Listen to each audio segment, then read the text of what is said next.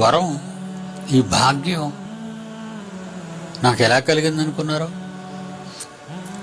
ఏమండి, రాజులకు లేదండి ఇంత గొప్పతనం,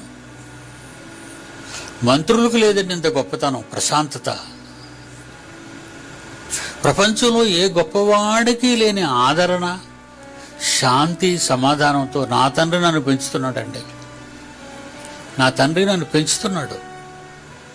ఎలా పెంచుతున్నాడంటే, ముదిము వచ్చే వరకు, ముసలితనం వచ్చినంత వరకు నిన్ను ఎత్తుకునేవాడను, నిన్ను ఎత్తుకుంటాను. తల వెంట్రుకలన్నీ తెల్లగా అయిపోతాయి, అయినా నిన్ను నేను ఎత్తుకుంటాను. అబ్బా, ఏటండి ఆ ప్రేమ, ఏటండి ఆయన ప్రేమ.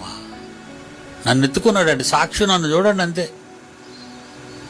ఎవరిని ఎత్తుకున్నారండి, ఎవరు ఎలాగున్నారండి మనకేం తెలుసని మీరు అనుకుంటారని మీ ఎదురుగుండా నేనే నిలబడుతున్నాను.